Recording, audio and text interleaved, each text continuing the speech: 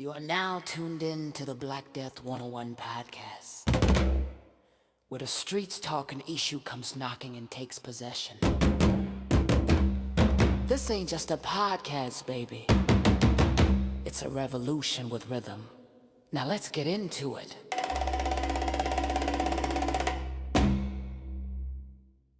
Welcome to the Black Death 101 podcast, where the streets talk and the reels roll. We dissect our favorite blaxploitation films that saved Hollywood and still influence it today. I am your host, Nubius Black, and giving him 5 on the right-hand side, my brother from another mother, Johnny Death. Hey, Nubius, what's shaking, cool cats and neon revolutionaries of the Midnight Reels?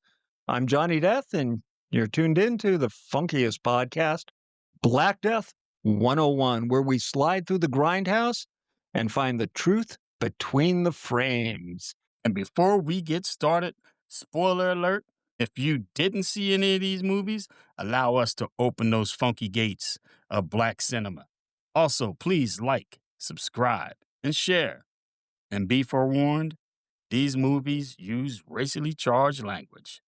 So, Johnny, give us the dirty lowdown. Nixon was out, Ford was in, and everybody was looking for something real to believe in. Gas lines were still long, paychecks were still short, and the streets were buzzing with black power, black style, and black cinema. That's right, blaxploitation was in full funky bloom. Shaft was walking, Foxy was fighting, Superfly was selling, and Blackula was out here making Dracula look like a punk.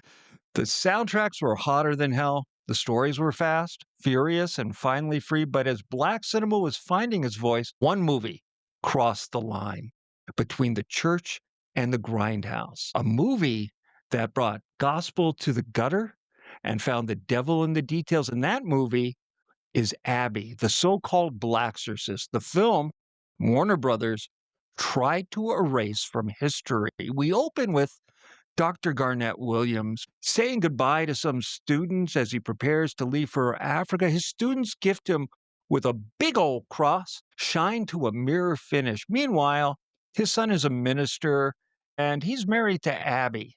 Abby is played by the divine Carol Speed, who also wrote and sang the opening number. She's this minister's wife, a church counselor, and a pillar of the community. She's holy, she's humble. She is as helpful as a cup of sweet tea after Sunday service. But meanwhile, her father-in-law, the Dr. Williams that got the cross, that's William Marshall. The velvet voice of Blackula himself is halfway across the world in Nigeria playing archaeologist with ancient Yoruba relics. He cracks one open and sets loose a spirit named Ishu, the Orisha of chaos and trickery. This spirit blows like a dark wind across the ocean and lands square in Louisville, Kentucky, inside sweet, holy Abby. And just like that, Sister's not so saintly anymore. Yes, Carol Speed, who plays Abby. The first time I've seen her in any film was the Big Birdhouse. She was one of the sisters trapped up in there. And she actually had a small role also in Rudy Ray Moore's Disco Godfather, in the dying days of Rudy Ray Moore's film career. But yeah, she played that wholesome black mother of the church who sung at the choirs, who worked tirelessly helping her husband come up with sermons, cooking food with her mama, Miranda, and that's all they did. They cooked the same goddamn chicken through this whole movie. The whole movie, you'll see this one chicken being butchered, and I think they eat it during dinner when they finally move into the neighborhood. And literally, when you literally hear like the old saying of "uh-oh, there goes the neighborhood," yeah, there goes the neighborhood. William Marshall, again, he could take chicken shit and turn it into chicken salad, and then this one he did the same thing as what was our boy's name in The Exorcist? Father Marin. Father Marin, who was also he was also an archaeologist who stirred shit up. and William Marshall does the same thing, And it's I don't know. Did you catch the fact that his son Emmett was kind of like a, you know, he was kind of looked down at his dad for doing what he did, like going into like the black religions and the African religions. Like still what's going on in the real world, you got people who are raised on Christianity, but they're African Americans. And if anybody brings up African spirituality, I mean, they're ready to fucking fight. And when I'm not sitting here trying to get on a pedestal and preach to y'all, but come on. I mean, Christianity came way after this African spirituality stuff, and it's still there. Nigeria right now is a total Christian nation, and it's falling apart because the people there believe what you want. They're praying for a savior that may never come. When spirituality is saying, get up off your ass and do it yourself. And I kind of see Terry Carter's character Emmett kind of like look at his dad with disdain, like, "You're doing that stuff again?" But when shit hits the fan, who's the first person he calls? William Marshall. William Marshall could class up any place just by walking through it. So he unleashes the spirit. It hits Abby, and she starts changing. The house starts shaking. Emmett is awakened by the house shaking and the door slamming, and he wakes her up. Did you hear that? Oh, you just want some. They get a little busy, but she really starts changing. She begins laughing in church, talking dirty to her husband, and moving like the spirit hit her a little too hard. What starts as a gospel film turns into a supernatural showdown with a funky heartbeat. Now, Abby ain't no Linda Blair. She's something new. She's black, beautiful, and terrifyingly human. Here's the real magic trick. Abby was directed by William Girdler, a Kentucky film hustler, a kid in his 20s with a camera, a dream, and about 100,000 to his name. Shot fast, cut faster, released by our favorite studio, American International Yes, Pictures, sir. AIP, the same folks that gave us Coffee, Foxy Brown, Sugar Hill. Girdler cast Austin Stoker fresh off John Carpenter's Assault on Precinct 13 and brought in William Marshall to bless it with that deep royal authority. It was shot in Louisville. As I said, they cut it in a rush and it dropped into theaters like a holy hand grenade. And baby, it hit. Audiences were lined up around the block. It was funny, it was freaky, filled with the kind of black energy that Hollywood never knew what to do with. It made millions before the big boys even noticed. And then Warner Brothers noticed. Yeah, they noticed and they gave him a cease and desist. And at this time, 1974, we were dealing as a country, like we always have these weird little like eras. And we were in the era of the satanic panic. Anybody with long hair, you know, and it's literally, it really looked like it was cooked up by the government. If you're long hair and against the war and you smoked pot and you were into free love, saint. I mean, they just threw Satan in it. And it didn't help the cause when you had at that time periods, again, the most serial killers being active at the same time, especially in California with the Hillside Strangler and people like that, and they were like almost competing on who was going to kill the most people. So you have 3 or 4 different top name, Ted Bundy, one of them, top name serial killers were out there competing almost like it's a sick game. And of course, the politicians got a hold of it and they use that. And, that's when they can push their law and order. Every time something violent happens, they got to push law and order to this day. But, law and order initiatives, which were really aimed at hippies in the Black Panther Party, but we're going to just cover it all up in this pretty, blanket of law and order. And it was kind of funny also in this film. I believe Carol Speed's Abby had her very first orgasm in the shower. Remember that scene? Yes, this demon shadow comes to her while she's in the shower, and it wraps his arms around her, and we hear her We hear her getting off. All I could think of is hearing Bernie Mac when he was doing his set. Busting up, bitch, busting up. Hurry up, busting up so we can get some sleep. And she was enjoying it a little too much. I was like, I like a nice hot shower after a day's work. I ain't never busted nut yet, though. Maybe I'm doing something wrong. No, no, no. In fact, when she was doing the laundry, I was wondering, is she gonna put some stuff in the dryer and sit on the dryer? Right. So anyway, Warner Brothers had their mega hit, The Exorcist, just a year earlier.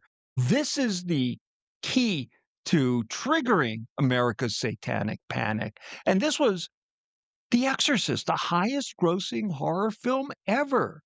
So when AIP's Abby, which was originally titled The Blacksorcist, started pulling big numbers, they screamed ripoff and they called in the lawyers. They sued AIP for copyright infringement. They said it was too close, too soon, too black, too successful. But the truth is, yeah, it shares the framework, a possession, an exorcism, archaeologists, but the soul of the movie is very different.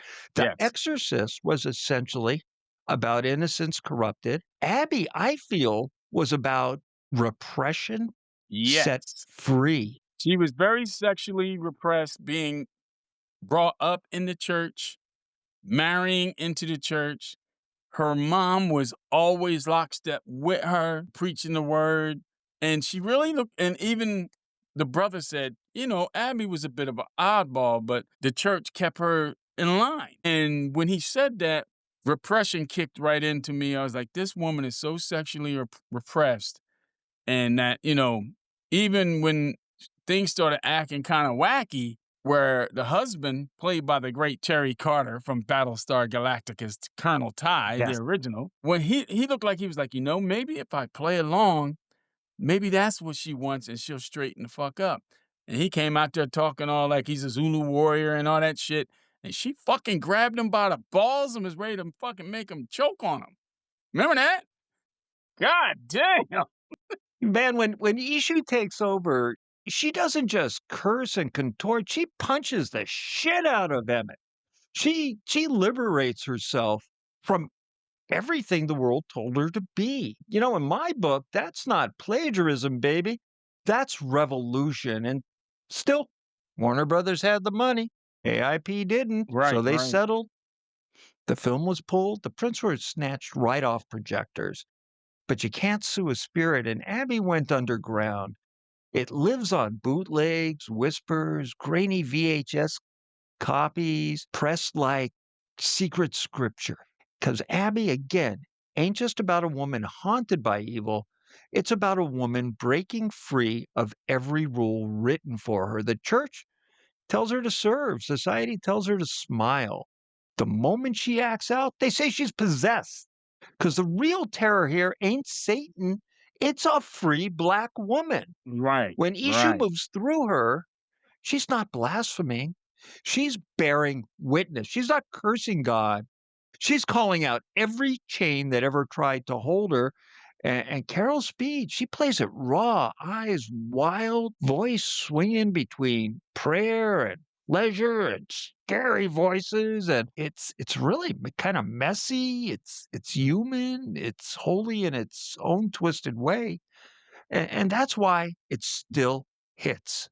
And it also, again, even to today, you have people who are like ardent believers and, live and let live, I say, but ardent believers in the Bible.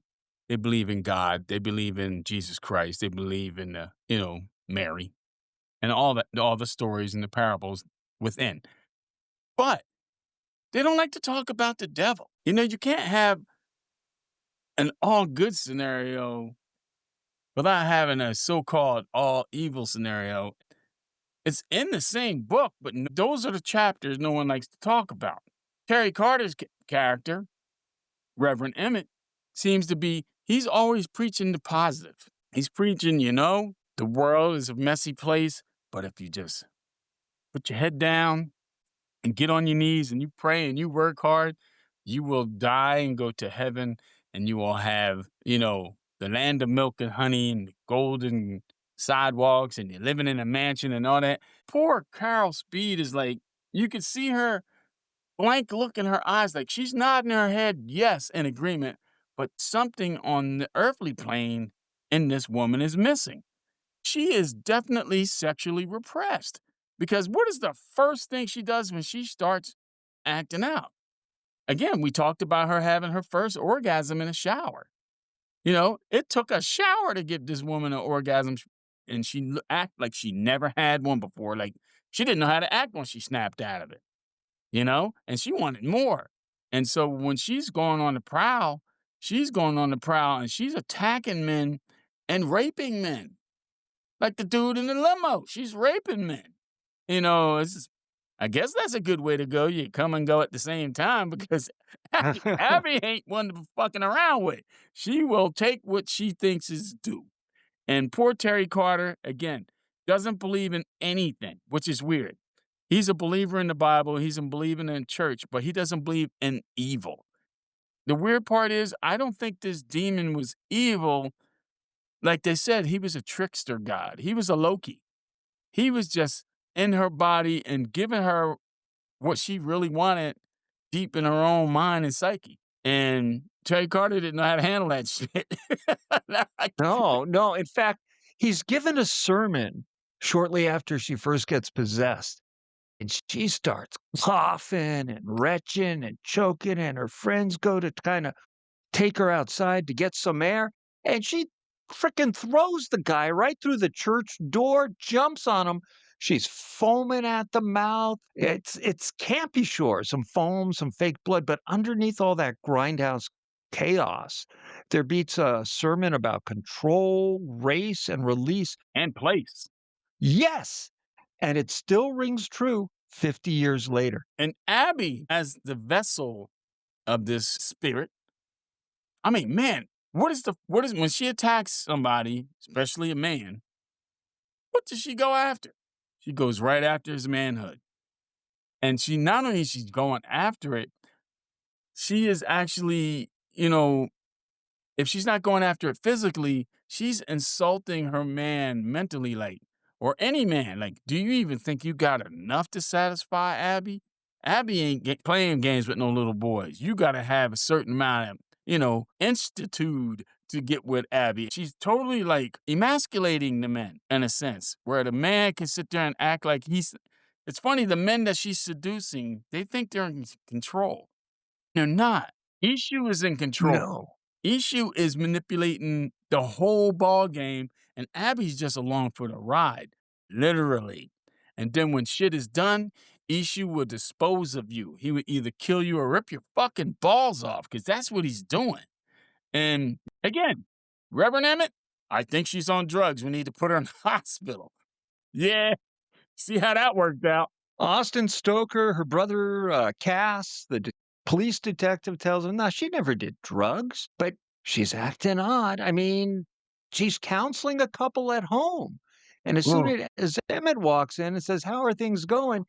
She starts telling them, you better make sure you know what your man has down there. Come here, Long George, and jumps on the guy. Yeah. And she even threatened to take him upstairs to show her how it's done and all this crazy shit. This movie is wild, folks. It's nuts. William Girdler, hard to believe this was his first film. He went on to do Grizzly, Day of the Animals, The Manitou. Yeah, he did The Manitou before Manitou was dying. awesome. Manitou is phenomenal. And then right after The Manitou, he's out scouting for a new movie. He's done a couple of horror films then at this point with Abby, Day of the Animals, The Manitou, Grizzly. and Grizzly. Yeah, while scouting locations, he dies in a helicopter crash. Yeah. 1978, the man was only just 30 years old. Gone too soon. But I'll tell you what, his spirit still haunts every midnight movie marathon. And Carol Speed never stopped writing or singing. She called Abby a crazy ride, but worth it. Yeah, he died in that helicopter crash. I think he was scouting the scenes in the Philippines. And Yeah, I think so. that's when he lost it, because he did Sheba Baby in 75. Yeah, Mhm. man. No, no, Sheba baby, don't. Manitou, okay, and it's weird that we are living here in the year 2025, and Manitou's the only horror movie slash, suspense thriller that I can really remember with a Native American spin on it besides Wolfen. Yes, yes, but a weirder Native American Yeah, spin this than was than yeah, Wolfen. she gave birth to a fucking witch doctor off of a zit. Yeah, he's forming like a tumor in her back, and because they're X-raying her to look at the tumor, he gets major birth defects when he rips out her back. Anyway, Great movie. Abby finally goes out because he can't stop her. Emmett is looking for her everywhere, and she's gone into a bar, this dive bar, where she's picking up a couple of guys, Yeah, and she's gonna take them out for a good fucking time. Emmett comes in, says, "This is my wife. I'm taking her home." And she's like, "I don't look like nobody's wife. You see a ring on this finger?" And she's laughing at him. And these yeah. guys, man, She they're literally cut getting his ready balls to. off in front of everybody at the club. Oh man, it was fucking brutal. It was brutal. And this club is where the final exorcism takes place. So dig this. When that final exorcism finally drops in Abbey, it ain't just holy water and scripture. No, sir. It's full blown soul brawl. You got Reverend Williams. You've got Prince Mamuwalde himself back from Africa. William Marshall is the Blackexorcist. Awesome scene where he actually came. He showed up in a suit, but when shit, and he had to cross, and he went the whole Christian way of trying to get rid of this entity, and he knew that wasn't going to work. So he had to combine it with African spirituality, and he threw on a dashiki, he threw a fucking kufi on, and he started laying down some fucking Nigerian fucking folk tales and verbiage. Yo, it was again. Is there similarities with Abby and the Exorcist? Of course there is. There's similarities with Shazam and fucking Superman, but nobody's pissing his shit over that, Well, not anymore. Not anymore after the winners, just like Abby and X is the winner with the most money. Yeah, yeah, And again, exactly. it's so funny that Terry Carter's character, you feel sorry for him because he doesn't want to hurt his wife, but the wife with issue inside of her is like just taking his manhood and punking him out. Where remember when he fucking Terry Carter's character, Reverend Emmett, fucking stole an old white woman's car and then the cops were looking for him? I was like, dude, you're not thinking this shit through. No, no, he's just in a panic trying to find his wife and fix her. Oh man, so William Marshall is sweating truth like a 70s sermon under neon lights. Ishu is just howling through Abby like the whole world's been told to sit down and hush up, and it ain't going to. In that dusty dim bar, you can feel the fear flip. Suddenly, it ain't about demons at all. It's about a woman's power, her voice, her fury, her freedom. When the spirit finally gets dragged screaming back into the dark, Abby don't just survive, she reclaims herself like a sister stepping back into her rightful groove. She's bruised but unbreakable and teaches the world that you can shake a woman, but you can't steal her soul. Now, I got a question for you. If your wife was possessed by Ishu and you went through all this, would you be all ready and happy to take her back right after? Well, let me think. I'm an old horn dog. I at least have to throw it at her one more time before I throw her out of the house. But the Hey, funny part is, you know, when they did all this, when she's levitating off the floor and all this incredibly amazing things that now that Reverend Emmett is seeing, he didn't see Jesus show up from the dead. He didn't see any no, miracles that were prophesied from the Bible. What he did see was his wife possessed by Ishu floating off the fucking floor being held down by himself and Cass, her brother. You can see where his whole religious outlook has been shattered. I would love to see or read a story like, okay, what is Reverend Emmett doing now? Did he go back to the church? Because they even said, you know, Bishop Garnett says, look, we got rid of Ishu. Ishu was tricked. He was not destroyed. He was not ran off. William Marshall's character realized the only way I can get him out of her, I have to use some, talk, some side talk, some street talk to him to convince him that he ain't all powerful. And he was powerful. Tricked him into going right back into that box. But Oh, then yeah. you got Back Terry in that Carter. stone. He looking at her like, oh yeah, yeah, she's fine. And when Marshall's like, Joe, you're gonna have to give her some time. She's now have to find herself. And I like that line because she never had a sense of self before the possession. She was always the minister's wife, the first lady of the church, the woman who cooks at the church, the counselor who counsels other couples at her home. She didn't have a sense of self. So now she's going to have to find herself. When you watch this movie, again, all these movies are fun and they're fast and they're dirty and they're grimy, and that's why we love them. But if you look hard enough, you will see the morals in these stories. And when he says, Abby will be fine, she needs to find herself because she never had a self. She was always basically hung around Reverend Emmett's arm and did whatever Reverend Emmett said so because that's how they are in the Baptist Christian religion, that women are second and you are to do what is told by the man figure in the home. I'm pretty sure that shit changed when Emmett took Abby home. I think so. I think so, definitely. Every October, someone somewhere plays this grainy bootleg and remembers how a black woman once stood toe to toe with the devil and won. And quite often, you and I will sit there and go, here's a film that's ripe for a modern remake. With Yes. Abby, I don't want a remake. I want them to go find that frickin' camera negative or even an interpositive or even a work print and restore this film so that it looks good, so that it sounds good, and so that a world of folks out there that don't know about it can discover it.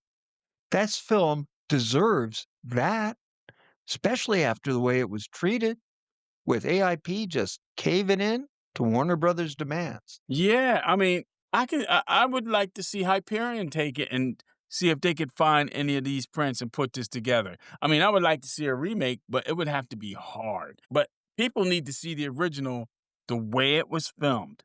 We need to see it in all its glory before a remake can get done. Because again, it was shortcut. Like all the hard work that Carol Speed, William Marshall, Terry Carter, and everyone else in this film put into this movie because it only took them a few days to make it. Come on. I mean, Huh. it would be a great idea, to go back and give us the original cut of this film. I mean, I'm trying to think of my Just a man's good name. transfer would Yeah, be great. I would take It any of that. deserves that. Hey, Vinegar Syndrome, Arrow, all you guys out there doing great, great work. Please remember Abby. I bet you can get it cheap. Dude, there is has nothing to do with Abby, but it has a lot to do with work prints and remixes and rehashes. There was a movie before Marvel got the rights back to Captain America. There was recently discovered a work print from the Captain America film that was done in 21st Century Pictures, which was a Menachem Golan project when Canon Films folded. The original movie is very eh. It has nothing to do with, the acting. Schlesinger, I think his name is in this movie, the guy whose his father wrote Catcher in the Rye, and he had rubber Captain America ears. But I've seen the first 40 minutes because it's out on YouTube. Just look it up, of the recut, the original cut that the director made. And I keep trying to think of his name, but it'll come to me when we get off of this show. But he did The Sword and the Sorcerer as well, my favorite Sword and the Oh, Sorcerer film. shit. Yeah, we just talked about that. Right. Albert Payan. Yeah, Albert yeah. Payan. Albert, I can never Yeah. pronounce. How do you pronounce his last name? I say Payan, P-Y-U-N, Payan. All right, I I always said could be Pune, wrong. It Payan could be Pune, Pune. but his Hey, original cut is out there on YouTube. It is fucking way more coherent. It is done very well. I mean, he took like the best acting scenes in it. And I didn't get all the way through with it yet, but I'm gonna finish it tonight. And I think people should. It goes back to Abby. Imagine if there is a cut that hasn't been seen, just like this Captain America film that hasn't been seen. What is the worst thing that could happen with this thing? You're gonna sit it on a shelf, or are you gonna put it out there and let people try to fucking find it? And I think yeah, Abby deserves that. I agree. I agree. So that's Abby. The film Warners tried to bury, but that people like us raised from the dead, and she wasn't a ripoff. She was a revolt, a scream for freedom disguised as a B movie possession flick. That's one of the things about the blaxploitation film. They all had subtext. If you can find Abby, watch her. Feel that energy. Let that spirit move you. I think it's on Tubi, Oh, it's there. and it's not a great copy.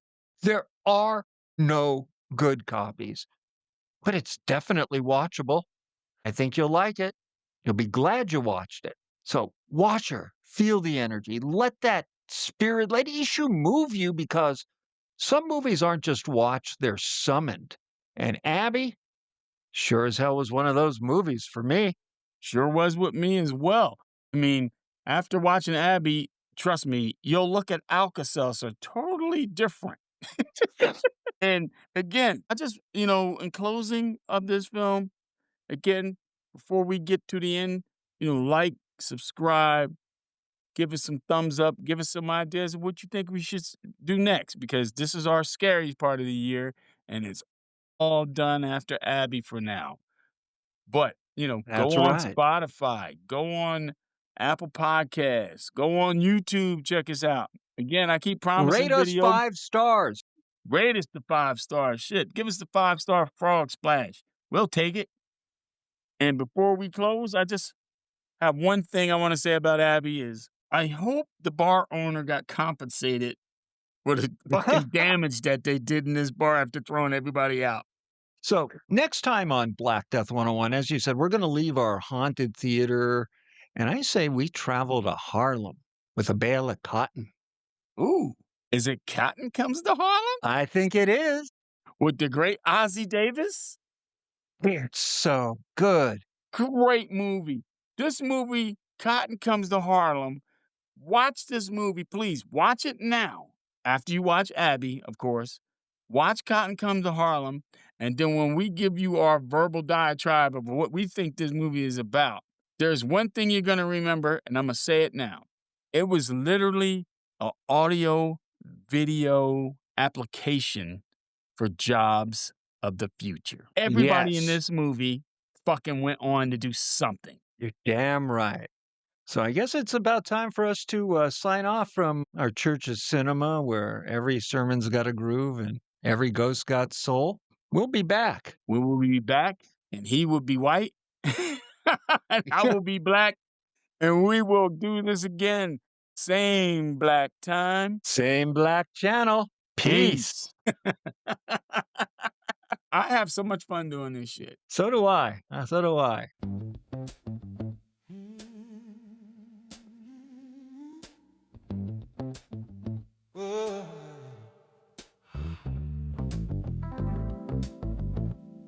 Now, brothers and sisters, when the spirit come knocking, you best know whose spirit it is. 'Cause every hallelujah ain't holy, and every dance ain't divine. Abby sang with the light in her eyes, sweet as Sunday morning skies. But love turned cold when the wind blew black. She heard the drums and they called her back. Mirror cracked, candles cried. That good girl gone electrified. Something wicked whispered low. Baby, time to let that freedom show. Let it show. The devil came to dance in a soul tonight. Dance, dance, dance. Shook the church in a holy fright. Mercy, Lord. Choir kept singing. Organ caught fire. Love and lust on the same desire. Can't cast out what you let in deep. That spirit don't die, it just don't sleep.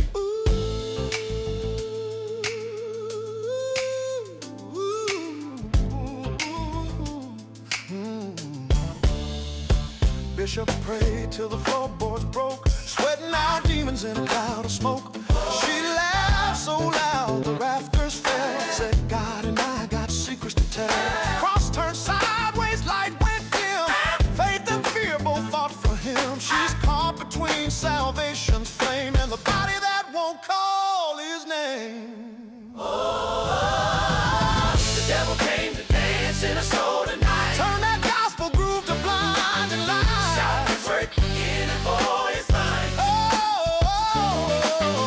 Shouting hallelujah in a voice unkind. 'Cause heaven and hell been intertwined. Ooh, that spirit's got rhythm, that demon's got soul. Got soul. Got soul. Got soul. Ain't no sermon can make us whole. Got soul. Got soul. Got soul. Ain't no sermon can make us whole.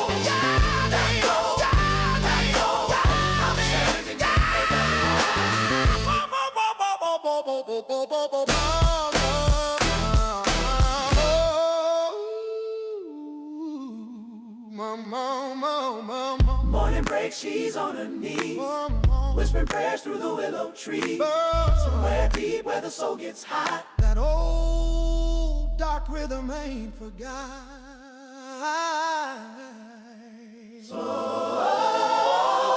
So when you feel that fever in your praise, just make sure it's the Lord you raise. 'Cause happy day